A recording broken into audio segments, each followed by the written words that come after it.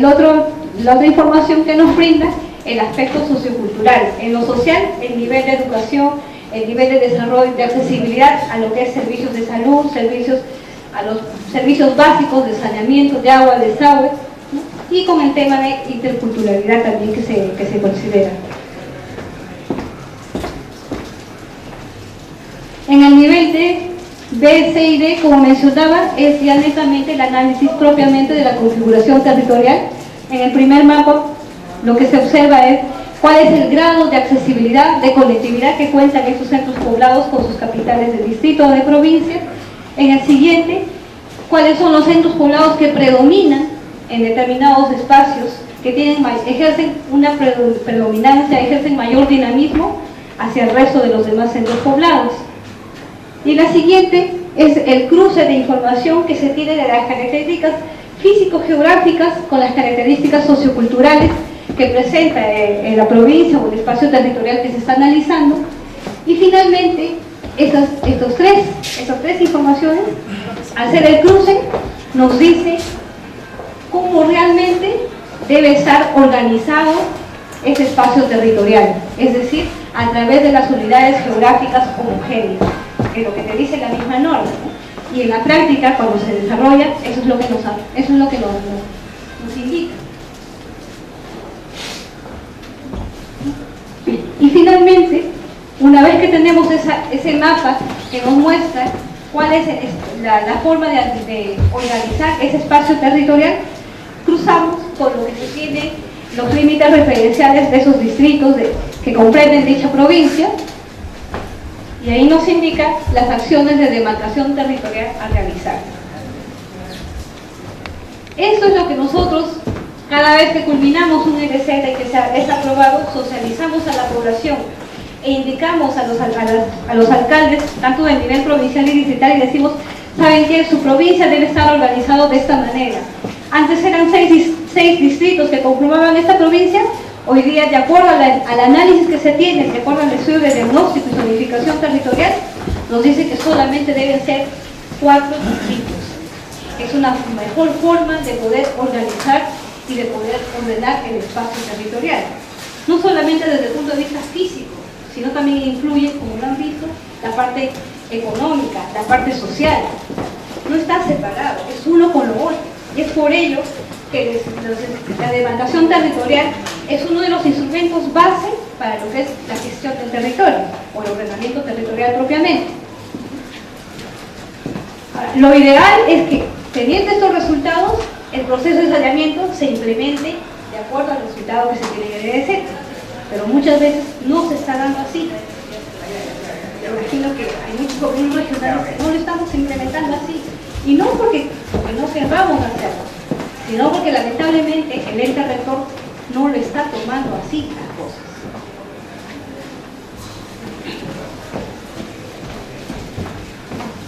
En cuanto a nuestros avances, de acuerdo al marco jurídico, de acuerdo a las funciones que nos compete como gobierno regional, tenemos a la fecha, tenemos 6 estudios aprobados, estudios de diagnóstico y zonificación territorial aprobados, de los cuales tenemos otro estudio de diagnóstico que está en proceso de revisión a 3 meses en la DNT, aún no tenemos respuesta, que es la provincia de Concepción. Las provincias aprobadas son Chupaca, Chanchamayo, Satipo, Yauli y Junín. En revisión tenemos a la provincia de Concepción, y en formulación están las provincias de Huancayo y las provincias de Jauja, que son las más tediosas para nosotros como gobierno regional, porque ambas provincias tienen más de 25 distritos que lo conforman. Algunos están demasiado hacinados en las zonas de valle, y en las zonas altoandinas están alejadas, y es mucho más fácil poderlas trabajar. El hacinamiento de distritos se da en el Valle del Mantaro, tanto en ambas provincias. Eso es en cuanto a EDZ. La segunda etapa, como mencionaba, corresponde ya al proceso netamente de saneamiento y organización territorial, que es la implementación de lo que me dice el resultado del estudio de diagnóstico y zonificación territorial. No es otra cosa, solo implementar lo que identifiqué en el diagnóstico. Ahora, el diagnóstico, por un lado, es tal cual nos dice la realidad, pero a la vez, en el análisis ya de configuración territorial, también tenemos que ir siendo un poco más prospectivos hacia cómo va a ser de aquí a 5 o 10 años, y eso se tiene que sugerir en el estudio de diagnóstico y zonificación territorial, y hacer que las acciones de demarcación territorial sean más prospectivas hacia el largo plazo, ¿no? Entonces, como mencionaba, el proceso es la implementación propiamente del estudio de diagnóstico, ¿no? Y ahí indicamos, en este caso desde la provincia de Yauli, que también ya se cuenta con el EDZ aprobado, ya se implementó el proceso de saneamiento, y ahí, por ejemplo, identificamos 3 tipos de acciones de demarcación territorial. La regularización, dentro de ellos casi todos los 10 distritos que conforman la provincia tienen que ser redelimitados. Se cuenta con leyes de creación, en algunas te dicen de manera parcial que va por un río, va por una cumbre, pero no es en su totalidad. Por lo tanto, le hemos congelado hacer una redelimitación, que son algo de 25 casos entre los distritos que se tienen. Luego tenemos la otra acción de normalización, que es la recategorización de centros poblados. Muchas veces se han creado distritos con sus centros poblados cuyas capitales tenían la categoría de caserío o la categoría de pueblo, y hoy en día, de acuerdo al diagnóstico, se ha identificado que ya es una ciudad o que es una villa, entonces se tiene que hacer la recategorización correspondiente. Asimismo, la acción de formalización, pero netamente en lo que corresponde al cambio de nombre y lo que son anexiones territoriales, o traslados de capital y lo que es anexión territorial. Uno de los casos es en la zona de La Oroya, que se tiene una capital de derecho, de acuerdo a la ley de creación, pero se tiene una capital de hecho por usos y costumbres que se vienen trabajando, ¿no? Entonces, eso es lo que identificó en su momento el estudio de diagnóstico. Ahora, este proceso tiene también sus etapas. Primero, a través de la presentación, la aprobación del EDZ, que ya se cuenta, se hace la presentación y se elaboran las propuestas de demarcación territorial, de las acciones de demarcación territorial. Esas son dadas a conocer a las autoridades locales, que son las que tienen que tomar la decisión si proceden, si están de acuerdo o no están de acuerdo con dicha acción. Hay un debate, hay un proceso de debate, y todo ello se enmarca de acuerdo al artículo 25 de la ley del reglamento de la ley de demarcación territorial, el Decreto Supremo 019. Y si hay casos de anexión territorial, si hay casos de consulta poblacional, tenemos que remitirnos también al artículo 20, y con eso nos apoyamos más. Cuando hay participación de la población, las acciones tienen mayor sostenibilidad en el tiempo. Luego ya pasamos netamente a lo que corresponde a la apertura del expediente, en la cual nos encontramos en el caso de la provincia de Yauli. Por ejemplo, para el caso de la provincia de Yauli, se elaboró las propuestas técnicas de las acciones de redelimitación, se dio a conocer a sus autoridades que están involucradas en este proceso, se generó discusión sobre las propuestas y se llegó a ciertos acuerdos. Muchas veces los acuerdos pueden cerrarse en una primera reunión, o en algunos casos, o en la mayoría de los casos, las propias autoridades locales lo que nos piden es hacer trabajos de campo de verificación de la propuesta que se realiza. Y eso es lo que hemos tenido en el caso de la provincia de Yauli. Hemos hecho verificación en campo con ambas autoridades de ambos distritos, en el caso que se está discutiendo. En algunos otros casos se ha tenido la participación de la población propiamente, no solamente de la autoridad, sino de la población. Y finalmente llegamos a los acuerdos, al consenso y al acuerdo de límites. Entonces, cuando hay participación de la población, de su autoridad acompañada con la población, es mucho más fácil obtener esos acuerdos. Pero cuando es impositivo, tiende a que más adelante pueda ser observado e inclusive puede ser motivo de denuncia, que es otro caso que tenemos en el departamento. Luego esto es ya lo que corresponde, una vez que se hayan logrado los acuerdos de límites, los acuerdos de anexión, etc., se empiezan ya a juntar todos los expedientes de formalización, de regularización, de normalización, y se trabaja con un solo expediente único, y una vez concluido, eso enviamos a la Dirección Nacional Técnica de Demarcación Territorial para que la evalúe y haga el procedimiento que le corresponde como ente rector.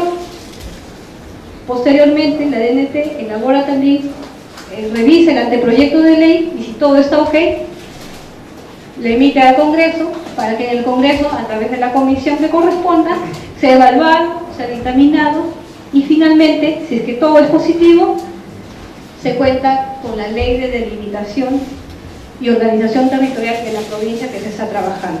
En el caso de Junín, solamente a la fecha contamos con la provincia de Chupaca, que ya está en el Congreso el proyecto, obviamente ya salió la ley. Tenemos el otro proceso de saneamiento, que es el de Satipo, es el más tedioso que tenemos a la fecha.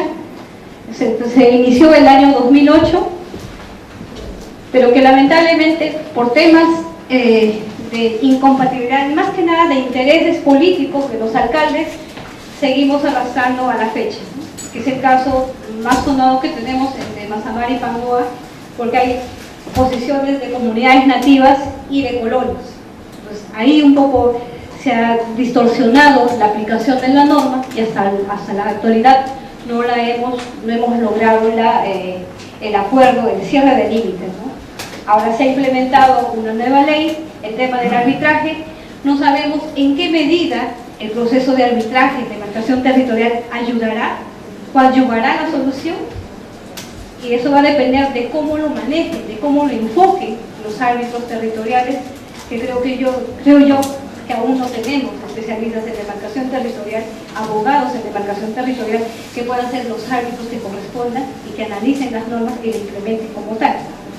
La verdad, no sé cómo lo estará viendo la Dirección Nacional Técnica de Demarcación Territorial.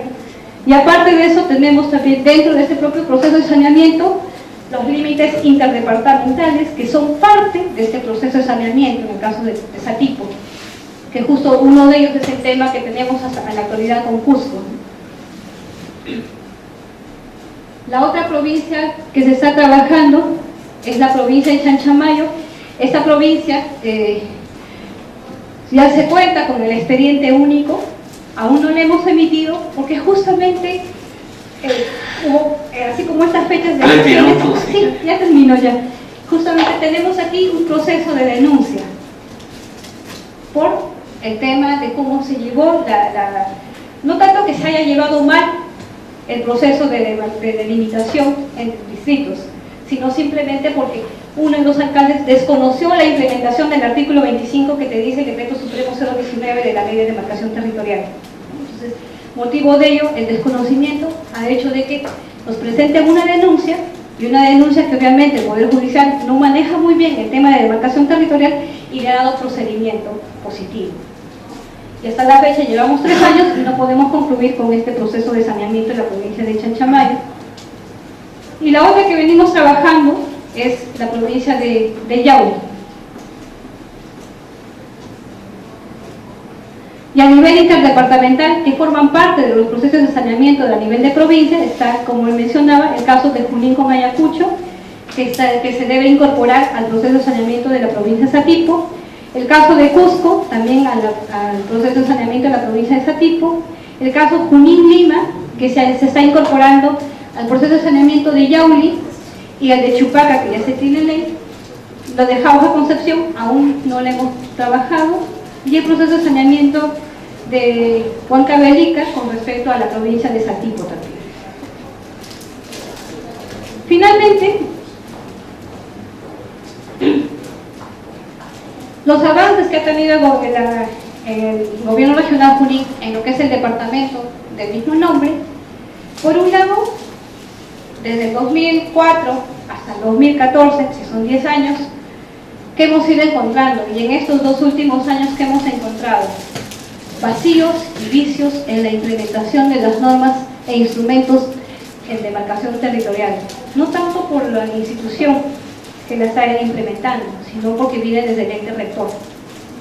Muchas veces, dentro de los casos de definición de límites interdepartamentales, nos reunimos y nos sentamos a acuerdo en una mesa de trabajo, se firman actos de acuerdos, de acciones que se tienen que realizar, pasan los 15 días o los 20 días, esos acuerdos no son implementados como deben. Y eso depende del ente rector, porque el artículo 30 te lo dice así. el ente rector es el que va a ver el tema interdepartamental. Nos sentamos a firmar y sin embargo pasan los 20 días, lo que se aprobó, el acuerdo que se aprobó, se transgrede. Segundo, debe de haberse implementado acciones más que nada en el artículo 25 del Decreto Supremo 019, en la que no solamente se llegue a decir se hizo intentos de cierre de límites, pero no se logró, sino que fortalecer esos artículos. Sin embargo, hay un vacío y que en la actualidad no se ha podido mejorar. Si bien es cierto, hay una última ley que ha salido de demarcación territorial complementaria a la de 27795 o al Decreto Supremo, pero es en función a tiempos, de plazos que se debe de tener. Ninguna acción de demarcación territorial en ninguna provincia debe realizarse si no cuenta con un estudio de diagnóstico y zonificación territorial. Sin embargo, estamos viendo creaciones de distritos en lugares donde aún no se cuenta con estudios de diagnóstico y mucho menos con procesos de saneamiento. A eso nos referimos cuando mencionamos vacíos y vicios en la implementación. Segundo, controversia en la implementación de criterios técnicos. Los alcaldes distritales o provinciales vienen al gobierno regional y nos consultan y nos dicen y se les explica cómo tiene que hacerse el proceso. Sin embargo, vienen al INAH y la Dirección Nacional Técnica les dice otra cosa y finalmente genera controversia entre ambos niveles. Y eso muchas veces nos ha generado un mayor problema, principalmente en estos 2 últimos años. Es lo que nos está pasando. Lo otro, desinterés de las autoridades del nivel regional y local. Es cierto, no entienden o no internalizan la necesidad de contar con una gestión del territorio. Piensan que generar proyectos está bien, se generan proyectos para poder lograr que la población esté atendida, pero si no sabemos hasta dónde yo debo administrar ese espacio, no voy a saber si estaré haciendo una inversión adecuada o no. Y luego más adelante viene Contraloría y me va a sancionar por malversación de fondos. ¿Por qué? Porque estoy invirtiendo en un territorio que no me corresponde desde el punto de vista político-administrativo. Entonces, pero eso no lo internalizan las autoridades. Tanto en los 3 niveles de gobierno, no internalizamos, principalmente en el nivel regional y el nivel local. Y finalmente, los intereses de orden político-económico. Se dilatan los cierres de límites, se dilatan. ¿Por qué? Porque hay un interés de un uso de canon hidroenergético, hay un interés de canon minero, hay un interés, ahora último, con el tema de recursos de agua principalmente. Entonces, eso, quiera o no, dilata. Entonces, ¿qué es lo que tiene que haber? Y eso no solamente es la realidad de Junín, es la realidad de los demás departamentos, de los demás gobiernos regionales, en sus propios departamentos. Entonces, ¿qué es lo que tiene que hacer? El ente rector tiene que fortalecer ciertos artículos de la ley. Muchas veces nos hemos entrampado y nos hemos encontrado con una pared cuando venimos al ente rector, porque nos dice, lo que no dice nada en la ley, aplíquelo, pero no es así. Quiera o no, con vacíos o no, pero tenemos una ley marco, y sobre esa ley marco se tiene que implementar. Hemos objetado algunas creaciones de distrito. ¿Por qué? Porque no amerita. De acuerdo a mi estudio de diagnóstico me dice, si tenías 6, ahora tienes 4, ¿por qué quieres incorporar un distrito más? Si tu estudio de diagnóstico te dice que solamente tengas 4. Sin embargo, el ente rector le da luz verde y te dice, sí, creas el distrito. Entonces, ¿qué es lo que se tiene que hacer? Se ha tenido opinión técnica del MEF para ver cómo va a ser financiado, cómo se va a redistribuir el fondo común para ese nuevo distrito. Tiene que ser sostenible y sustentable en el tiempo. Segundo, se tiene un informe de INDECI o de CENEPRED para ver si la capital de ese distrito que se está creando está en una zona de alto riesgo o está en una zona de bajo riesgo. ¿Qué va a haber? Pues tiene que haber varias opiniones técnicas de distintos sectores para decir, sí, pues procedas en la creación de un distrito. No solamente basta con decir con que la población lo quiera así, sino tiene que hacerse un análisis más concienzudo. Y es algo que nosotros como gobierno regional no estamos en algunas cosas de acuerdo. Es cierto, hay distritos, como el caso del Valle que está dentro del ámbito del BRAE, que es el N, que es la creación del distrito del N, que hasta la fecha no la crean. Cuando esa zona sí tiene urgencia de ser creada. En el estudio de diagnóstico y zonificación territorial de la provincia de Satipo se identificó.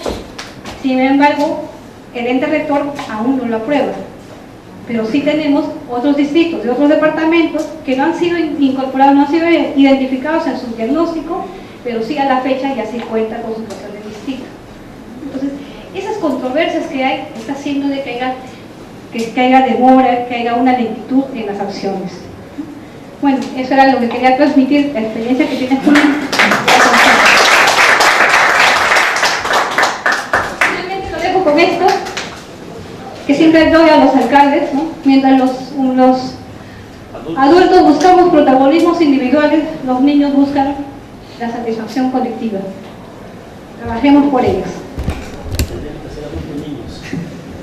Ingeniera Evelyn Vivanco Porras, en representación del Colegio Ingeniero del Perú, del Consejo Departamental de Lima, del capítulo Ingeniería Agrícola, recibe este reconocimiento a su exposición y esperando que nos siga acompañando en futuros eventos.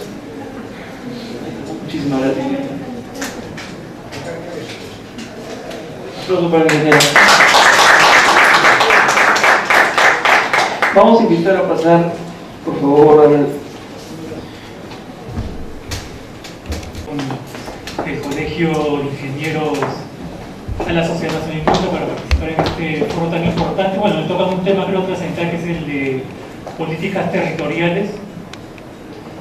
En los diversos ámbitos en que nosotros como gremio empresarial de la actividad privada discutimos con los distintos ministerios, con los distintos comités que forman parte de nuestra institución, los temas de espacios territoriales, creo que siempre nos salen a la luz diversos conceptos como son el de ordenamiento territorial, el de ciudades productivas, ciudades industriales, el de zonificación ecológica, el tema de parques tecnoecológicos, de parques industriales, aglomeraciones o clústeres industriales, que todos tienen que ver de alguna u otra manera con el tema de espacio territorial, ya que estos se circunscriben siempre dentro de un espacio, ¿no?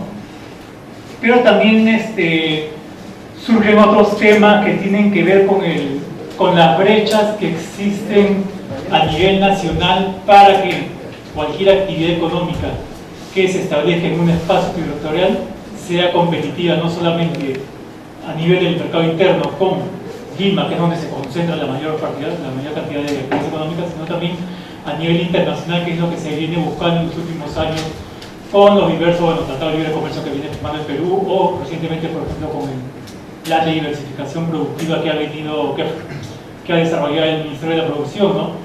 Y sobre ese tema que quería transmitirle un poco los conceptos y lo que se viene discutiendo desde la Sociedad Nacional de Industria en los diversos espacios que tenemos, ¿no? Creo que ya se ha discutido en los que me han antecedido un poco los problemas que hay en el tema del territorio, ¿no? Como son la falta de una visión integral del territorio, y bueno, el desarrollo urbano acelerado y conflictivo que ha llevado a que en todos los espacios industriales que hay en Lima, por ejemplo, se hayan visto envueltos por zonas urbanas, ¿no? Las competencias intergubernamentales e intersectoriales que están asignadas de manera imprecisa, carencia de mecanismos de solución de controversias que pueden surgir a nivel de distintos estamentos, carencia de coordinación y articulación para un planeamiento territorial, los temas de desigualdad en cuanto a integración física, económica, institucional, porque la heterogeneidad no solamente se presenta a nivel del tejido empresarial, ¿no? Por ejemplo, con micro, pequeñas, medianas y grandes empresas, sino también a nivel del territorio, porque las diversas porciones del territorio tienen sus particularidades, tienen sus potencialidades, tienen sus carencias, sus déficits en cuanto a infraestructura, salud, los temas de pobreza, que de alguna u otra manera impiden que los territorios crezcan de la manera como está creciendo el país, ¿no? Tienen diferencias en cuanto, por ejemplo, a índice de desarrollo humano, potencialidades, corredores, etcétera, ¿no? Y algo que se ha discutido esta noche es que la normatividad está demasiado dispersa en todos los estamentos del Estado, cada uno con competencias exclusivas sobre el territorio, ¿no? En todo lo que se refiere a la gestión de los recursos naturales, conservación de las áreas protegidas, las concesiones para actividades productivas, sean mineras, petroleras, industriales, agrícolas, acuícolas, etcétera, ¿no? Entonces, que son temas que no dejan que este tema de organización territorial se desenvuelva de la mejor manera, ¿no? Y creo que acá, ¿qué se requiere para que el Estado genere el uso adecuado de su territorio? Creo que todo tiene que ver con un tema de institucionalidad, ¿no? Creo que la institucionalidad es un tema demasiado débil en el país que permite que se den los espacios necesarios para que las distintas mecanismos de coordinación a nivel intersectorial, a nivel intergubernamental y con el sector privado y la sociedad civil se den de la mejor manera, ¿no? Y es aquí donde el Centro de Planeamiento Estratégico debe actuar de manera mucho más decidida, ya que cualquier política o ordenamiento que se quiera hacer con el territorio, creemos que tiene que pasar decididamente por el Centro de Planeamiento Estratégico, que es el que decide, que es el que diseña el planeamiento estratégico de acá a 2021 a 2050, en el que hace estudios prospectivos sobre el territorio, ¿no?